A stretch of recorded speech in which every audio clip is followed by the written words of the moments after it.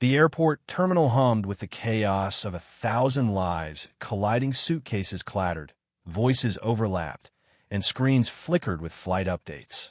But in one frozen moment, every sound seemed to fade as all eyes turned to an elderly black man, his wrists bound in cold steel, standing humiliated under the glare of a cop's flashlight.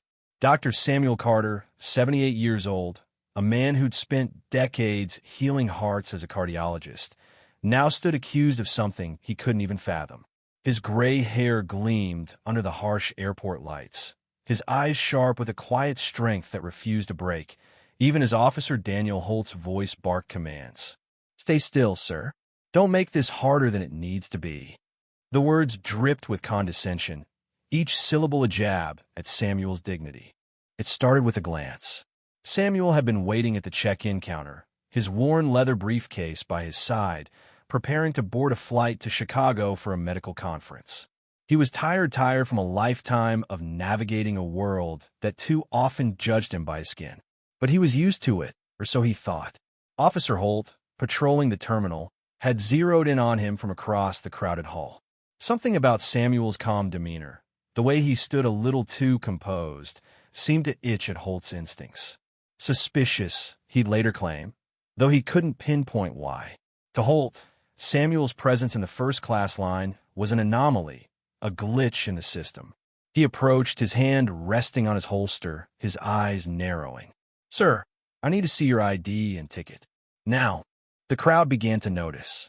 Whispers rippled through the terminal as travelers slowed their pace, their curiosity tinged with unease. Samuel, unfazed, reached for his wallet with the slow, deliberate grace of a man who'd faced this dance before. He handed over his ID and boarding pass, his voice steady. "I'm just heading to a conference, officer. No trouble here." But Holt wasn't listening. He scanned the documents, his jaw tightening as if Samuel's very existence was an affront. "Step aside," Holt ordered, his tone sharp. "We're doing a random check." Random, Samuel thought, the word bitter in his mind. He'd heard it too many times before. The handcuffs came next. Cold, unyielding metal snapped around Samuel's wrists, the click echoing like a gunshot in the now-silent terminal. Gasps rose from the crowd. A young woman, clutching her phone, started recording, her hands trembling. "This is wrong," she muttered, loud enough for others to hear. Holt's face reddened, but he doubled down, his voice rising. "Back up, all of you. This is police business." Samuel stood still, his eyes locked on Holt's, not with anger, but with a piercing clarity that seemed to unnerve the younger man. "You're making a mistake," Samuel said softly, his voice carrying a weight that made Holt's grip on the handcuffs falter for a split second. Holt's mistake wasn't just in the cuffs, it was in underestimating the man he'd chained. Samuel Carter wasn't just a retired doctor. He was a civil rights icon, a man who'd marched alongside legends in the 1960s, who'd stared down batons and fire hoses without flinching. His name was etched in history books, though Holt wouldn't know that. Not yet. The officer's confidence began to crack as he noticed the crowd's growing unrest. Phones were out, cameras rolling, and murmurs turned to shouts. "Let him go," a man called from the back. "What's he done?" another demanded. Holt's eyes darted nervously, his hand hovering near his radio, but he pressed on, determined to assert control. The tension spiked when a woman pushed through the crowd, her voice cutting through the chaos like a blade. "Officer, stop this now." It was Maya, Samuel's granddaughter, a 30-year-old lawyer who'd been waiting for him at the gate. Her eyes blazed with fury, but her tone was measured, professional. She'd seen her grandfather endure too much to let this slide. "This man is Dr. Samuel Carter, a keynote speaker at the National Cardiology Conference. You're detaining a national hero."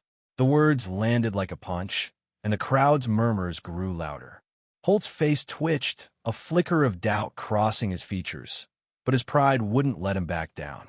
"Ma'am, step back, or you'll be arrested too," he snapped, though his voice wavered. Maya didn't flinch. She pulled out her phone, already dialing her law firm's emergency line. "You're on camera, officer, and you're about to make the biggest mistake of your career." The crowd surged closer, their voices a rising tide of indignation. Samuel remained calm, his eyes never leaving Holt's. "You don't know who I am," he said, his voice low but resonant. "But you will." The words weren't a threat, they were a promise, heavy with the weight of a life spent fighting battles like this one. Holt's jaw clenched, his certainty unraveling as the reality of the situation began to sink in. The terminal felt like a powder keg, ready to explode. Travelers, once passive, now formed a loose circle around the scene, their phones capturing every moment. A teenage boy, emboldened by the crowd, shouted, "This is racism, plain and simple." The word hung in the air, raw and undeniable. Holt's face flushed deeper, his hand tightening on his radio as if it could save him from the growing storm. He called for backup, his voice betraying a hint of panic. "I need assistance at Terminal 2 now." But the crowd wasn't backing down, and neither was Maya. She stepped closer, her voice steady but fierce. "You're not just cuffing my grandfather, you're cuffing history. And the world's watching." Samuel's calm was a stark contrast to the chaos around him. He'd seen this before, different faces, different places, but the same old story. Yet something about this moment felt different. The crowd wasn't just watching, they were acting, their voices amplifying his own. A middle-aged woman, her voice trembling with emotion, called out, "I know who he is. That's Dr. Carter." Recognition spread like wildfire, and Holt's confidence crumbled further. He hadn't expected Thesa random stop turning into a public reckoning. His radio crackled with static, but no backup arrived. He was alone, exposed, and the weight of his actions was starting to press down. As the seconds ticked by, the airport terminal transformed into a stage for justice. Officer Holt's backup arrived, 2 more officers, their faces stern but uncertain as they took in the scene. The crowd's energy was electric, a mix of anger and hope, their phones still recording, their voices still rising. Maya seized the moment, her lawyer's instincts kicking in. "Officers, this is Dr. Samuel Carter, a civil rights legend and a decorated physician. You're detaining him without cause. Release him now, or this goes viral." Her words were a warning, not a bluff, and the new officers hesitated, glancing at Holt, who was visibly sweating. Samuel spoke again, his voice cutting through the noise like a beacon. "I've spent my life fighting for fairness. I don't want this for you, son," he said to Holt, his tone almost fatherly. "But you've got to see what you're doing." The words hit Holt like a slap, stirring something deep within him, a flicker of shame, perhaps, or the dawning realization of his error. The crowd's chants grew louder. "Let him go! Let him go!" A young man in a hoodie stepped forward, holding up his phone. "This is live on X right now. The whole world's seeing this." Holt's eyes widened, the weight of millions of eyes bearing down on him.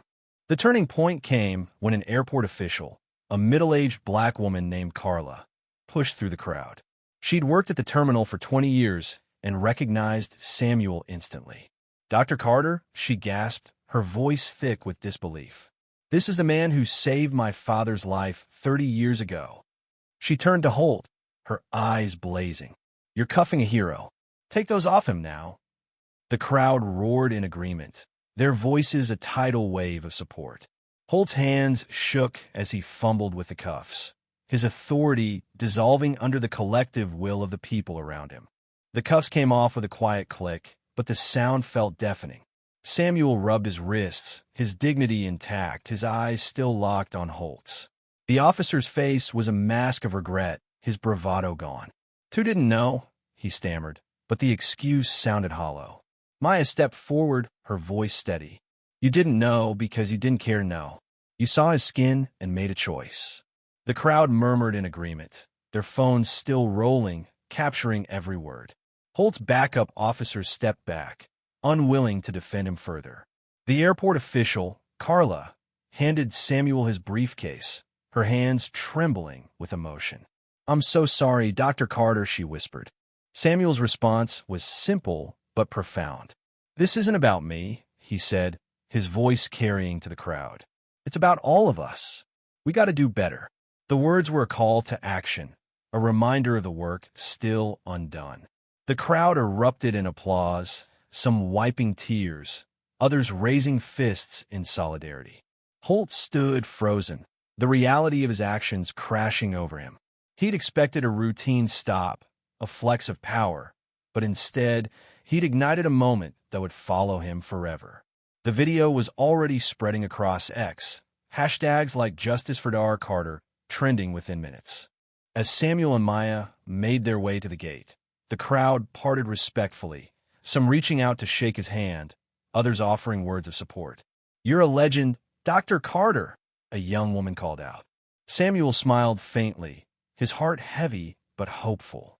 He'd faced worse than this and come out stronger. But the moment wasn't just about him, it was about the people who'd stood up, who'd refused to stay silent. Maya squeezed his arm, her eyes shining with pride. "You okay, Grandpa?" she asked. He nodded, his voice soft. "I'm okay, but we've got more work to do." Holt was left standing alone, the crowd dispersing, but their judgment lingering. His supervisor arrived, pulling him aside with a grim expression. "You're on desk duty until we sort this out," he muttered. Holt nodded, his face pale, knowing his career might never recover. The video was everywhere now, his name attached to a moment of shame. But for Samuel, it wasn't about revenge. It was about accountability, about a world that could learn from its mistakes.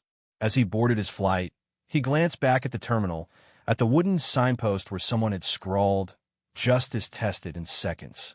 He hoped those words would linger longer than the cuffs ever could. The flight to Chicago was quiet, but Samuel's mind was loud with memory-soft marches of victories, of losses. He'd spent his life fighting for a world where moments like this wouldn't happen, where a man could board a plane without fear of being seen as a threat. He wasn't naive. He knew change was slow. But today, in that terminal, he'd seen a spark a crowd that refused to look away, a generation ready to carry the torch. As the plane lifted off, Samuel closed his eyes, a faint smile on his lips. The fight wasn't over, but today, they'd won a battle. And that was enough for now. Thank you for listening. If you find it interesting, please like and subscribe to follow the next stories.